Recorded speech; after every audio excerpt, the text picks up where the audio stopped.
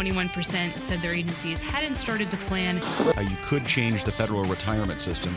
The Chief of Naval Operations says all the Navy's investigations into the Office of Personnel Management wants to know what federal employees think of their benefits. Welcome to the Federal Leaders Playbook, where high performers in the public sector can push their career forward by learning about the trends, innovation, and technology advancing agency performance. We're kicking off Season 1 by exploring the world of IT service management. We're talking about how federal IT organizations are evolving to manage budget cuts, security breaches, and ever-increasing service demands. Here we go. Welcome. Today's subject is ITSM, not just for the IT anymore, service management evolution. Okay, before we get going, let's do a round of intros. I'm Tom Hamill. I'm Eric. I'm Jessica. And Carrie. And we also have a very special guest in the studio today. Hey, thanks for having me.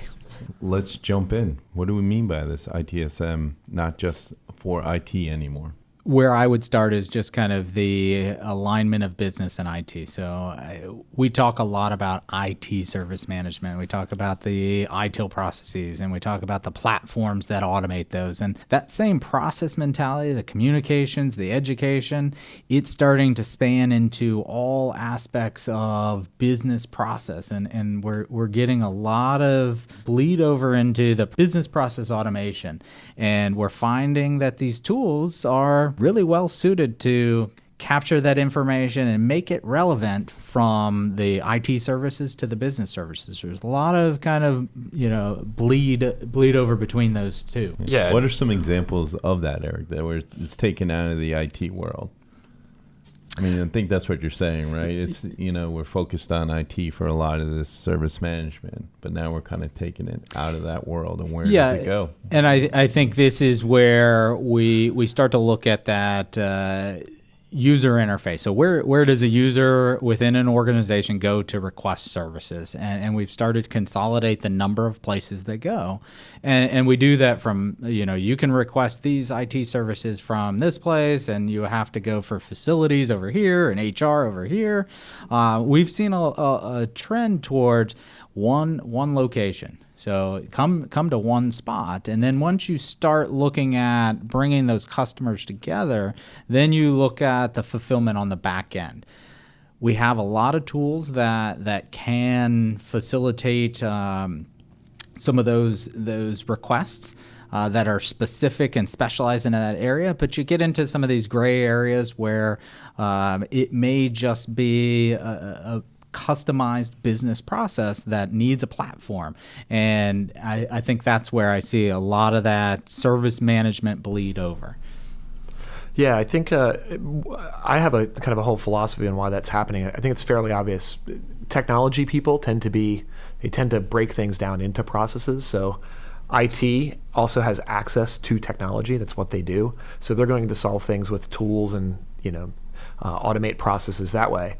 And then what typically happens is in another department that maybe isn't so technically minded and maybe not as, I'll call it detailed in the process thinking, goes, well, man, the IT people have a much easier way of doing their operational process than we do. Because at the end of the day, it really comes down to supporting the business of the agency or the department. And it's inputs and outputs, right? as some famous people have said.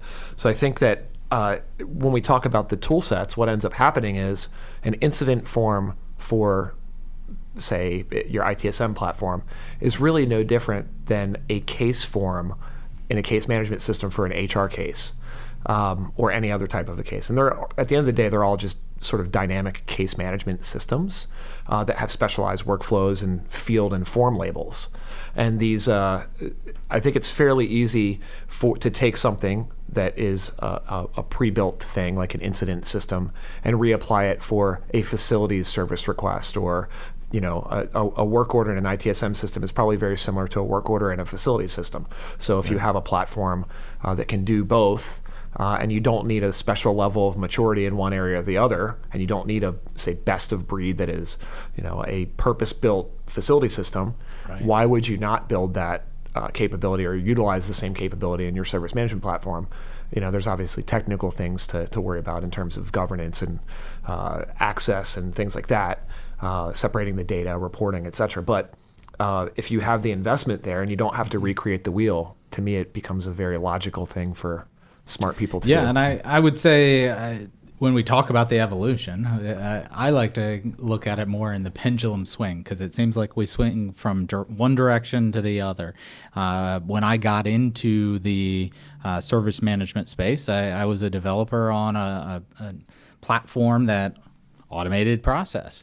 And we went around to business users and said, look at this form we built for IT. This will work for you. We can share some of these fields. We can, share some of the workflow behind the scenes, and it just made sense. And then there came this, it's an out-of-the-box, it's an incident management, change management, IT-specific application.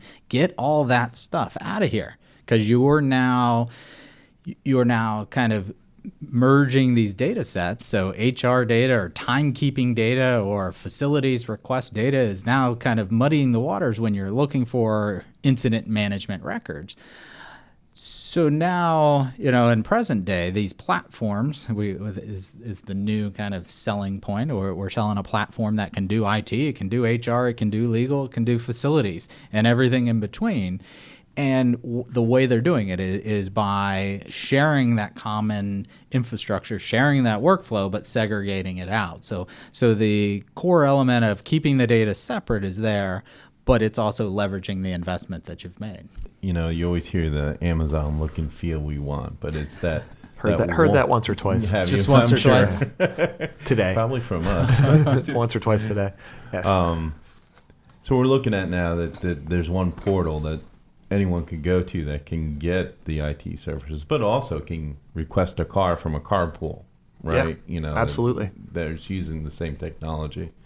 Do you see it more also leading technically more difficulty because you have to have more plugins to different things to fulfill that request? Yeah, I think with respect to that, there's, again, it's literally, not joking, it's inputs and outputs. But what I think you need to do to succeed with whatever you're doing is provide a contextually relevant experience to that customer. And again, I've made this point, you've heard me say it in the past, is a customer is the receiver of whatever the ask is. It doesn't matter if it's me asking Tom for half of his sandwich at lunch. I'm his customer, and you, sir, happened before. It has happened, and you, sir, will, as a good vendor, will provide me half of your grilled cheese. But being able to have the flexibility. A lot of the more modern tools are becoming more flexible. APIs are everywhere, right? So you can get data from systems and push data to systems a lot easier than you could in the client server days, for sure. And the vendors are smart. They're architecting for this. They're architecting realizing that best of breed is a real thing, but the simplicity of providing single point of entry is important. I mean, think about it like this. Does the end customer care about how that car request for a carpool is fulfilled? Probably not. They just want the car. They want to know what color it's going to be. Does the driver have a clean driving record, and are they going to be on time, or whatever they want, right? No different than if they request, a brand new XYZ PowerEdge server or whatever brand that would be, and they need it by this date and time to do this function. They want to know, what is it, how much does it cost, what are the issues, etc. And the idea of a centralized portal, single point of entry, I think is, people have abstracted that from the everyday life of dealing with large retail organizations such as those who may or may not be called Amazon. But it's a context that we're used to as human beings, and we apply that to our work life.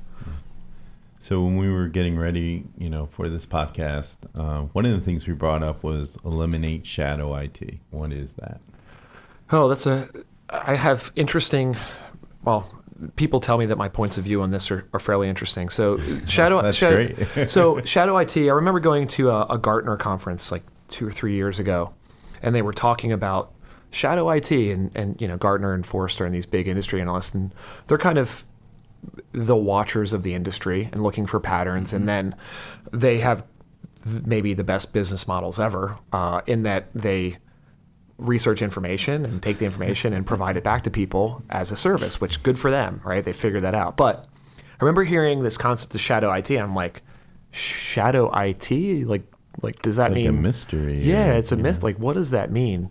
And so I would go to these sessions, and they would say, well, it's people doing technology projects outside of the group using technology. I'm like, well, you mean they're using technology like other people are using technology to solve a problem?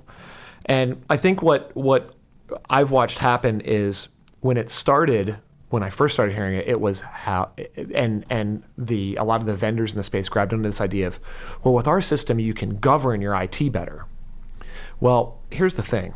You can govern things better, but chaos is uncontrollable. And the accessibility of technology is very easy to solve things these days.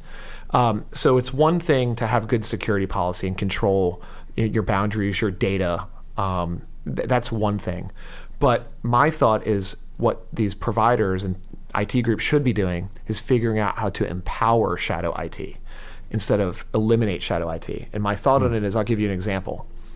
The business group that you're supporting as an IT organization has a business goal that's driving, in the commercial world, they're driving the business, the bottom line, keeping us all humming along and having jobs. In the government space, the mindset is a bit different. I don't think these agencies and departments think of themselves as businesses the way that, say, a Fortune 500 company does. However, I think it's very important to remember that at the end of the day, the USDA or the FDA or whomever, they're in business as policy enforcement and governance organizations for the betterment of people in this country. That's what they do. They provide that as a service organization. They are not necessarily in the IT business, and the people doing those jobs are going to solve it with whatever means they have. So if you have somebody that has a particular business need and you don't have the right tool set, they have options. They can go out with their own budget, they can bring in their own vendor, and you can't govern that. So you're either going to, and this is a philosophy that to our credit, John Sundberg, he's been saying this for years about service providers. So he's the founder of Kinetic Data, and he said this is service providers do not have the ability to say no. They have to say yes. And the example would be empowering shadow IT.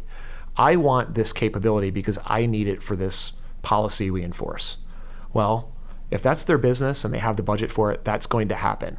So the IT department can either say, we can provide that for you on time and within budget, and you don't have to worry about it, by empowering them with the tool that they need or the process that they need or the expertise that they need.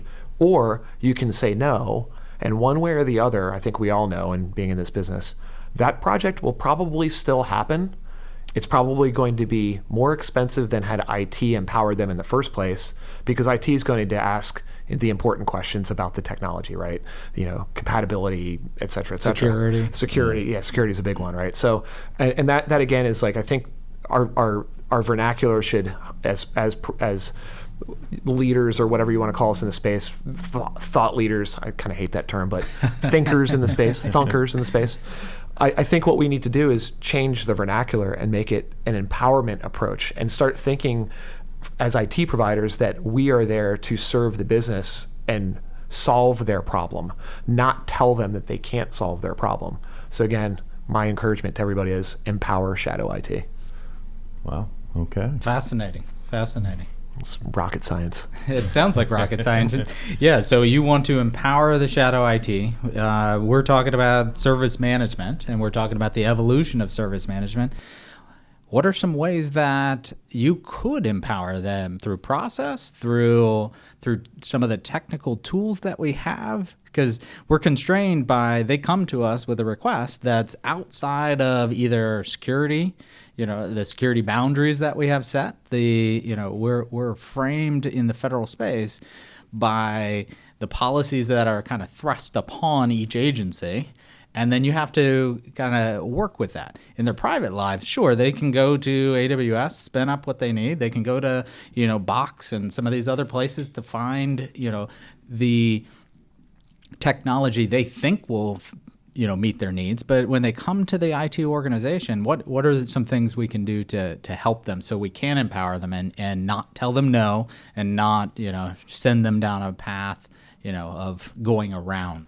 Well, that's a great question. I think that there's a couple things even backing up beyond specifically the shadow IT thing. I think that there's, to to your point, I think that there are a couple of facets that are unique to the federal space. First and foremost, the federal space, because of the way that goods and services are procured, because of the law, Yes. it's a bit different, right? There's flexibilities that you just don't have legally that you have in a public commercial organization. Right. However, the mindset to change can come with changing your thinking in the first place. And what I mean by that is these organizations, if they were to think of themselves as a business, as opposed to just, well, we're a government agency. I mean, let's be real for a second. What do people think of government agencies? The connotation. Anecdotally, what it is, well, they're big, they're slow, they cost the taxpayer a lot of money. And while those things may be truthful in a way, in reality, there's a level of complexity and a level of challenge that is set up for these agencies that makes them unique. Many of the large agencies are run like gigantic commercial organizations, but without the budget that a gigantic commercial organization has. Sure. So instead of doing things that are going to grow their business and drive profit, they're looking at things like risk aversion and cost avoidance to drive their business. Because, well, if, the old thinking, well, if I don't spend every dollar in my budget, I'm not going to get that budget plus next year. I've heard that one. Right? So I think one of the things that could happen is some of these agencies could certainly take an approach and work with lawmakers to come up with ways to, number one, change that thinking. Hey, if you can spend less than your budget this year and put money back into the coffer, we're going to give you plus X percent. more. So you incentivize the agency. And we could get into deep political landscape discussions, but I think that we do not have an incentivized system. I think the incentive is for figuring out how to work the system, not make the end game better. If you're interested in today's discussion, we invite you to read our show note and download additional free tools and resources at federalleadersplaybook.com. To learn more about Acuity or to contact any of us directly, visit Acuity's website at myacuity.com. Thanks for listening to the Federal Leaders Playbook. Check out our next episode, subscribe, and visit federalleadersplaybook.com for more great content. See you next time.